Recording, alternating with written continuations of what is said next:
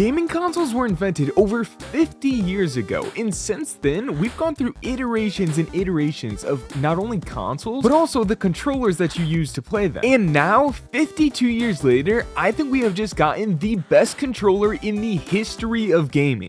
Let me explain. This is the scuf Envision Pro, a controller released late last year that, for the first time ever, levels the playing field between controller and keyboard and mouse. Now, with your first look at this, you'll notice that it has a lot of similar features to other Pro controllers. Like competitive joysticks you can pop on and off to change the height and concavity. It has textured rubber handles, 4 extra back paddles, dynamic triggers that can adjust between a normal press or an instant mouse click press, and for most Pro controllers, that's where the features would end. But not here, because all of the buttons on this are not membrane. They actually have a clicky tactile feel to them, including the D-pad. The next, potentially most significant feature on this entire controller is the 2 side action buttons that you can set to not only every controller bind, but also keyboard and mouse binds. The front shell is magnetic, so you can pop it off and even switch it out with different styles, which is kind of cool. But this is how you change the thumbsticks and the side buttons, because yes, this controller also comes with 3 side button styles you can interchange in 4 variants of thumbsticks. Now finally we get to the last feature, which is the 5 G keys you can use as shortcuts to do just about anything, from changing music to opening apps or even having another game action. The way you're able to do this is because the Envision runs off of the iQ app, which is the reason this controller is only able to be used on PC. But I believe that's also why it's only $180 for all of these features, because they don't have to pay the console licensing fee. Now before I talk about how the Envision uses the iQ software, I want to say that this is not a paid promotion. I bought this controller the day it came out, around 7 months ago, and since then I've been using this as my main gaming controller. I liked it so much, in fact, that after a few months of using the controller, I actually reached out to Scuf and became a partner. So if you're going to buy a Scuf, you can use code Carter2K and get a discount, and yes, that benefits me, but the whole reason I even became an affiliate is because of this controller. I was already daily gaming on this thing, and realistically I would never use a controller I don't love, especially because I have a ton of options that I do enjoy using, and out of all those, I pick this. I was not required to make this video. Everything that I'm saying in this is my true, genuine thoughts. So now in the iQ app, you open a whole new range of features. First of all the G keys and even the bottom of the controller has this little like RGB strip, which is actually completely customizable. You can set it to murals where it'll fade through different colors. You can have it just be one color, or you can kind of create whatever type of lighting effect you want. In the thumbsticks tab, you can come over here and change the curve, whether it's exponential, linear, dynamic, aggressive. You can customize it. You can come right here and test the controller dead zones, as well as test them out with your sticks right here. And you can even make presets for different games, or obviously you can customize your own, and the triggers work in the same way. You can have different curve responses for your triggers. You can customize different dead zones for your triggers as well right here, and again, we have different presets already set in, or you can make your own. You can come into the vibrations tab and change the intensity of the vibrations on either both sticks, or you can do left and right individually. And once again, we have preset profiles as well. And after all that is when you get to the mappings, which I think is where the real magic happens. This is where you're gonna bind all your paddles, your side buttons, your G keys to whatever function you want. And this is where the playing field starts to get leveled between controller and keyboard and mouse players. Because for example, especially in a game like Fortnite, which is the main game I play, keyboard and mouse players have a huge advantage with their scroll wheel. They use it to instantly pick up items as well as instantly reset builds. But by setting my side buttons to be scroll up and scroll down, I can now do those same exact things with the scroll wheel, but on controller. And not to mention how much better you can get on a controller by having back paddles, instant triggers, and low delay. All of this contributes to leveling that playing field. Now, if this controller is so good, why aren't we seeing every controller pro in the world switching to it? Well, I believe that mainly comes down to the fact that these buttons are effectively macros and only work with iQ software on your PC. So in the event that a pro qualifies to an in-person LAN tournament to play for millions of dollars, they would unfortunately be risking disqualification if they tried to set this up. However, for all the rest of us that aren't pros competing for millions of dollars, this is a massive feature in letting us compete with those keyboard and mouse sweats. And I'll show you right here. Again, my main game is Fortnite, so let me show you how I have everything set up. My back paddles are set to B, Y, A, and left on D-pad. And those actions in-game translate to jump, sprint, edit, and pull out my pickaxe. They let me play without basically ever taking my thumbs off the sticks, which is pretty much how controller players are able to get good at any game. I mean, it's the whole reason claw grip exists as well. And these paddles are set up so you only use 2 fingers to click all 4, which typically I don't like because it's slower. However, with this layout, you don't actually have to move your fingers to a different location. You just kind of lean them back and forth. So the outside paddle you press how you normally would with your fingertip, but then your inside paddle you press with the side of your finger by kind of leaning it. So your middle fingers are in the same location the whole time. You're basically just rocking it back and forth between the inside and outside paddle, which is not only fast but also very comfortable. Then I use my left side action button for scroll wheel pickup. So in IQ, I set this button to scroll wheel up, and then over in Fortnite, I come over to my keyboard and mouse controls and go down to use and set use to scroll wheel up. This means I now don't have to take my thumb off and hit X to pick up an item or search a chest. I just sort of push in my index finger, and that also allows me to pick up a ton of items at once because keyboard and mouse has scroll wheel pickup anyway, so they just get this by default. Now, there's a lot of new positioning things that you might be worried about, from the paddles to the side buttons, but I'll tell you that they nailed literally everything. I just explained how easy and comfortable it is to click between the paddles with 1 finger. Well, now with the side buttons, I don't think they could have made them any more perfect. They're placed in the natural resting spot of where your fingers already cross, and they're stiff enough that you can rest on them without accidentally clicking them. But when you do want to click them, it's incredibly easy. So my left side button is set to loot, and now my right side button. In IQ, I have this set to scroll wheel down. So technically, in my mouse and keyboard binds, I could set scroll wheel down to anything. And in the past, I've tried scroll wheel reset, but I don't really like it because it can sometimes get snagged on stuff like that. And to be honest, I think my regular resets are fast enough, plus they're consistent. I've also tried setting it to rotate build so it can instantly rotate, but I've never really got around to using this much. So right now, honestly, I rarely click this right one, but the loop button alone is enough for me to love it. Now, I've hyped this thing up a lot, and for good reason. It's a great controller. But let's get to the cons. First of all, there are lots of claims about scufs being unreliable. People say they break easily, whether it's the paddles or triggers or from stick drift. And personally, I've not only never had a scuf break, but I've never had a controller in general break. Now, I don't put a ton of hours in gaming, and typically I only use a controller for about 6 months before I get a new one. Not because they break or anything, I just get either sent new ones and they're cooler, so I use them, or I mean, I have a ton of controller options that I could use, so inevitably after a while I usually switch off. So I can't really attest to whether scufs are durable or not, but I will say I've used 3 different models of scuf. On my PS4, I use the scuf impact sometimes. On the PS5, I've used the scuf reflex FPS, and now on PC, my main controller is the scuf envision Pro. And again, I've never had a single controller out of my entire collection break on me, so obviously my scufs haven't broken either. And if there was an issue, I could always ship my scuf back and have them repair it, which does suck because you're out of a controller for a few weeks, but it would get fixed. And honestly, I think that's the biggest way they could improve the Envision. If they adopted a feature like the DualSense Edge has, where you can take out and replace the entire thumbstick module. So if you do happen to get stick drift, you don't have to send your controller away for weeks at a time. I don't know anything, but I'm sure they're probably working on something like that. But so far, that con hasn't affected me. I don't even think it comes close to weighing out all the other advantages this controller gives you, especially for $180. And actually less than $180 if you use code CARTER2K at scuf checkout, because that will give you a discount. But again, I was not required to make this video. I was not paid for it. This is genuinely my favorite controller, and these are all my true opinions. So hopefully you guys enjoyed this video. Hopefully this helped you out, and thanks so much for watching.